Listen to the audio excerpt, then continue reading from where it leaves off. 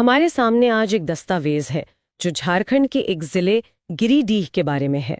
और इसे पढ़ते हुए जो पहली चीज दिमाग में आती है वो है विरोधाभास। यहाँ आसमान छूती आस्था भी है और पाताल में छिपा एक अंधेरा सच भी। बिल्कुल। ये दस्तावेज Giridih peaks depths and layers .pdf Giridih को सिर्फ एक ज्योग्राफिकल लोकेशन की तरह नहीं दिखाता, बल्कि एक कहानी की तरह पेश करता है। हाँ, एक कहानी जिसके कह सकते हैं एक सिरे पर शिखर है और दूसरे पर गहरी खाइयां। आज हम इन्हीं परतों को समझने की कोशिश करेंगे। तो चलिए इस कहानी को शुरू से शुरू करते हैं। किसी भी जगह को समझने के लिए उसकी जमीन को समझना जरूरी है। नक्शे पर गिरिडीह कहाँ है और इसका नाम पहाड़ों की भूमि इसकी कहानी के बारे में हमें पहला सुराग क्या देता है? गिरिडीह झारखंड के उत्तरी छोटा नागपुर डिवीजन में आता है और इसका नाम ही इसकी पहचान है। गिरी यानी पहाड़। अच्छा, ये पूरा इलाका ही पहाड़ी है। एक ऊंचा पठारी भाग और दूसरा निचला पठारी इलाका। इसे 1972 में हजारीबाग से अलग करके बनाया गया था, जो खुद अपने आप में खनिज और जंगलों के लिए मशहूर रहा है। हाँ बिल्कुल। तो इसकी बुनियाद में ही पहाड़ और संपदा है। और इन्हीं पहाड़ों में से एक पहाड़ ऐसा है जो सिर्फ एक भौगोलिक ऊंचाई नहीं बल्कि आस्था का शिखर है, पारसनाथ पहाड़ी। सही कहा। पारसनाथ सिर्फ गिरिडीह या झारखंड की ही नहीं, बल्कि जैन समुदाय के लिए दुनिया की सबसे पवित्र जगहों में से एक है। 1350 मीटर यानी लगभग 4500 फीट की ऊंचाई पर मौजूद ये चोटी आस्था का केंद्र है। इसे सम्मेद शिखर जी भी कहते हैं और मान्यता है कि 24 में से 20 जैन तीर्थंकरों को यहीं मोक्ष मिला था। ये तो अद्भुत है। लेकिन हमारे स्रोत एक और बहुत दिलचस्प परत खोलते हैं। यह शिखर सिर्फ एक आस्था का नहीं बल्कि दो अलग अलग आस्थाओं का संगम है। हाँ, और यही गिरिडीह की खासियत है। जहां एक तरफ जैन समुदाय के लिए ये महातीर्थ है, वहीं संथाल आदिवासी समुदाय के लिए ये मारंगबुरु हैं, यानी उनके सबसे बड़े देवता, पहाड़ देवता। मारंगबुरु जी, वे बैसाख पूर्णिमा पर यहाँ अपना पारंपरिक शिकार उत्सव मनाते हैं। तो इसका मतलब एक ही पहाड़ दो बिल्कुल अलग आस्थाओं का केंद्र है। क्या हमारे स्रोतों में इस बात का जिक्र है कि इन दोनों समुदायों के बीच इस साझा विरासत को लेकर कभी कोई तनाव हुआ है या ये हमेशा से एक शांतिपूर्ण सह अस्तित्व रहा है? स्रोतों में किसी पुराने तनाव का जिक्र तो नहीं है, जो ये दिखाता है कि ये सह अस्तित्व सदियों से चला आ रहा है। दोनों समुदाय एक ही जगह को अपनी अपनी तरह से पवित्र मानते हैं और सम्मान करते हैं। लेकिन हाल के दिनों में एक अलग तरह का तनाव जरूर पैदा हुआ, जिसका जिक्र दस्तावेज में है। हाँ, ये आस्था बनाम पर्यटन का विवाद। हमारे स्रोत बताते हैं कि सरकार ने इसे एक इको सेंसिटिव जोन और पर्यटन स्थल घोषित करने का फैसला किया था, जिसका जैन समुदाय ने पुरजोर विरोध किया। जी, विवाद का मुद्दा विकास के खिलाफ नहीं था, बल्कि विकास की दिशा को लेकर था। जैन समुदाय की चिंता ये थी कि अगर इसे एक आम टूरिस्ट स्पॉट बना दिया गया तो यहाँ होटल्स और दूसरी कमर्शियल गतिविधियां बढ़ेंगी, जिससे इस जगह की पवित्रता और आध्यात्मिक शांति भंग हो जाएगी। सही बात है। उनकी मांग थी कि इसे तीर्थ क्षेत्र ही रहने दिया जाए, पर्यटन क्षेत्र न बनाया जाए। ये एक बहुत ही संवेदनशील मुद्दा है। विकास और विरासत के बीच संतुलन बनाना हमेशा से एक चुनौती रही है। तो इसका समाधान क्या निकला? काफी विरोध प्रदर्शनों के बाद केंद्र और राज्य सरकार को दखल देना पड़ा। उन्होंने आश्वासन दिया कि इस जगह की पवित्रता को बनाए रखा जाएगा और जैन समुदाय की भावनाओं का सम्मान किया जाएगा। ये मामला दिखाता है कि गिरिडीह की कहानी सिर्फ जमीन और खनिजों की नहीं, बल्कि आस्था, पहचान और उनके संरक्षण की भी है। तो पारसनाथ की चोटी पर हमें आस्था का शिखर दिखता है, लेकिन अगर हम उस ऊंचाई से नीचे उतरें तो जमीन पर भी गिरिडीह ने अपनी खूबसूरती बिखेर रखी है, खासकर अपने झरनों और बांधों के रूप में। बिल्कुल। शहर के पास ही उसरी जलप्रपात है। कल्पना कीजिए, 40 फीट की ऊंचाई से पानी 3 अलग अलग धाराओं में नीचे गिर रहा है। वाह! ये सिर्फ एक झरना नहीं, बल्कि लोगों के लिए एक सुकून की जगह है। फिर खंडोली डैम है, जो सिर्फ पानी का स्रोत या पिकनिक स्पॉट नहीं है। स्रोत बताते हैं कि यहाँ पैरासेलिंग और बर्ड वॉचिंग जैसी गतिविधियां भी होती हैं। मतलब ये सिर्फ एक शांत जलाशय नहीं, बल्कि एक एक्टिविटी हब भी है। हाँ, और इससे भी जरूरी बात यह है कि यह प्रवासी पक्षियों के लिए एक महत्वपूर्ण ठिकाना है। सर्दियों में दूर दूर से पक्षी यहाँ आते हैं। तो ये गिरिडीह का एक और रूप है, प्रकृति का संरक्षण। एक तरफ आस्था का शिखर तो दूसरी तरफ प्रकृति का ये नजारा। और इन दोनों के बीच बसे हैं आस्था के कुछ और केंद्र, जैसे बगोदर का हरिहर धाम, जहाँ 65 फीट का विशाल शिवलिंग स्थापित है। ये अपने आप में एक अनूठी बात है। निश्चित रूप से। और फिर झारखंडी धाम भी है। ये सभी जगह मिलकर गिरिडीह की एक ऐसी तस्वीर बनाती हैं जो शांत भी है और जीवंत भी। और इस तस्वीर में रंग भरते हैं वहाँ के लोग और उनकी संस्कृति। हमारे स्रोत एक ऐसी चीज का जिक्र करते हैं जो आज के दौर में बहुत मायने रखती है, सांप्रदायिक सद्भाव। खरगडीहा में लंगटा बाबा की समाधि का जिक्र है। हाँ, और ये कोई मामूली बात नहीं है। ये एक ऐसी जगह है जहां हिंदू और मुस्लिम दोनों समुदायों के लोग एक साथ सिर झुकाते हैं, चादर चढ़ाते हैं। ये दिखाता है कि जमीनी स्तर पर लोगों के बीच रिश्ते कितने गहरे हैं, चाहे बाहरी माहौल कैसा भी हो। ये सद्भाव गिरिडीह की सांस्कृतिक पहचान का एक अहम हिस्सा है। ये जानना सुकून देता है। ये सद्भाव क्या वहाँ की कला और भाषा में भी झलकता है? बिल्कुल। संथाल आदिवासियों का झूमर नृत्य यहाँ की लोक कला की जान है। भाषा की बात करें तो हिंदी तो है ही, लेकिन खोरठा और संथाली भी यहाँ की आत्मा की आवाज है। अच्छा। और त्योहार, चाहे सोहराई और सरहुल हों या ईद और दिवाली, सब मिलकर मनाए जाते हैं। ये दिखाता है कि गिरिडीह की पहचान किसी एक रंग से नहीं, बल्कि कई रंगों के मेल से बनी है। तो हमने अब तक गिरिडीह के शिखर, उसकी प्रकृति और उसकी सांस्कृतिक परतों को देखा, लेकिन अब हमें उस गहराई में उतरना होगा जहां गिरिडीह की वैश्विक पहचान और उसका सबसे बड़ा विरोधाभास छिपा है, जमीन के नीचे की संपदा। और यहीं से कहानी एक नया मोड़ लेती है। गिरिडीह को अभ्रक नगरी या माइका हब भी कहा जाता है। Mica hub? गिरिडीह और इससे सटा कोडरमा का इलाका दुनिया में अभ्रक के सबसे बड़े भंडारों में से एक है। यहाँ का रूबी माइका अपनी क्वालिटी के लिए दुनिया भर में मशहूर है। रूबी माइका, ये नाम क्यों?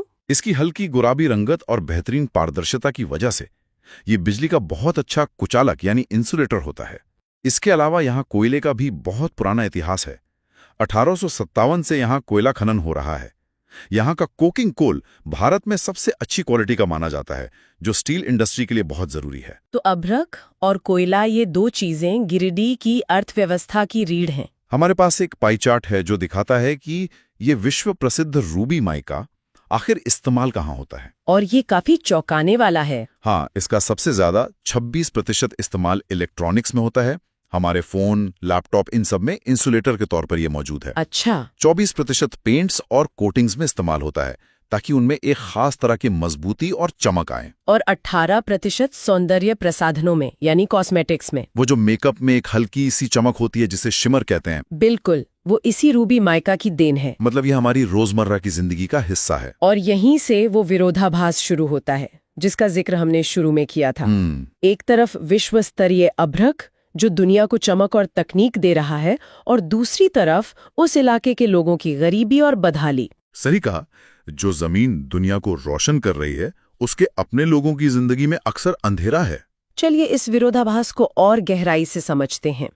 हमारे पास एक ग्राफिक है जो अभ्रक की सप्लाई चेन को दिखाता है, खदान से बाजार तक, और ये पूरी कहानी साफ कर देता है। ये दिल दहलाने वाला है। इस चेन की पहली कड़ी है स्थानीय चुनने वाले, जिन्हें पिकर्स कहा जाता है।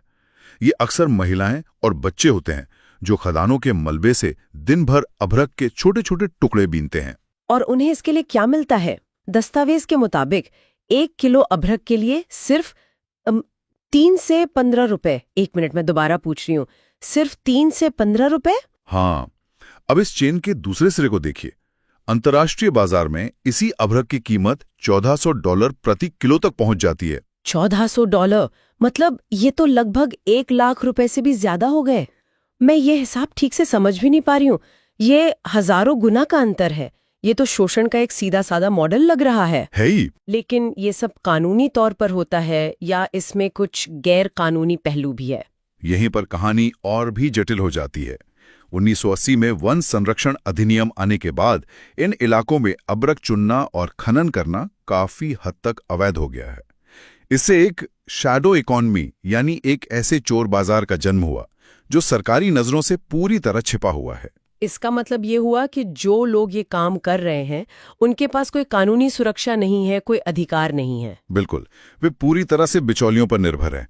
ये बिचौलिए इन पिकर से 3-15 रुपए में अभ्रक खरीदते हैं और उसे 50-100 रुपए किलो में आगे बेचते हैं। अच्छा। फिर बड़े एक्सपोर्टर उसे प्रोसेस करके अंतर्राष्ट्रीय बाजार में हजारों गुना मुनाफे पर बेचते हैं। सारा मुनाफा बीच की कड़ियां ले जाती हैं और पहली कड़ी यानी मजदूर वहीं का वहीं रह जाता है। और इस अवैध खनन के खतरे भी होंगे। दस्तावेज में रैट होल माइनिंग का जिक्र है। रैट होल माइनिंग यानी चूहे के बिल जैसी संकरी और असुरक्षित सुरंगें खोदकर अभ्रक निकालना। इन खदानों के धंसने का खतरा हमेशा बना रहता है। ओह। सुरक्षा के कोई उपकरण नहीं होते। और सबसे दर्दनाक पहलू है बाल श्रम। आंकड़े बताते हैं कि लगभग 22,000 बच्चे कोडरमा और गिरिडीह की इन खदानों में काम करने को मजबूर हैं।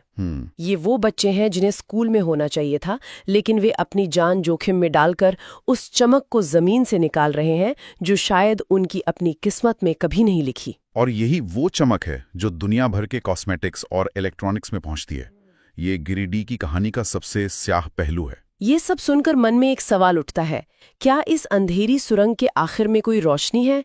क्या इस टूटे हुए सिस्टम को ठीक करने की कोई कोशिश हो रही है? हाँ, उम्मीद की कुछ किरणें जरूर हैं। स्रोत बताते हैं कि कैलाश सत्यार्थी चिल्ड्रंस फाउंडेशन यानी KSCF जैसी संस्थाएं इस इलाके में सालों से काम कर रही हैं।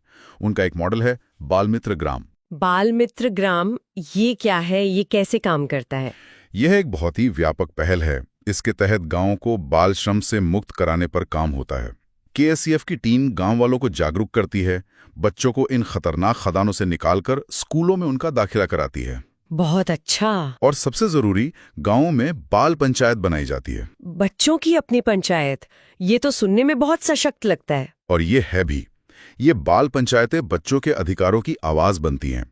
वे गांव में नजर रखती हैं कि कोई बच्चा स्कूल तो नहीं छोड़ रहा या किसी बच्चे से मजदूरी तो नहीं कराई जा रही। इस पहल की वजह से हजारों बच्चों को शिक्षा मिली है और कई गांवों को बाल श्रम से मुक्त घोषित किया गया है। ये तो एक जमीनी स्तर का समाधान हुआ, लेकिन क्या कोई बड़े स्तर पर, नीतिगत स्तर पर भी समाधान सुझाया गया है? स्रोत में अभ्रक खनन को वैध बनाने का जिक्र है।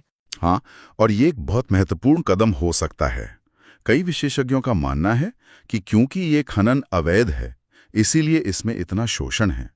अगर सरकार खनन को कानूनी दायरे में ले आए तो वो मजदूरों के लिए सुरक्षा के मानक तय कर सकती है, न्यूनतम मजदूरी लागू कर सकती है और बाल श्रम पर कड़ाई से रोक लगा सकती है।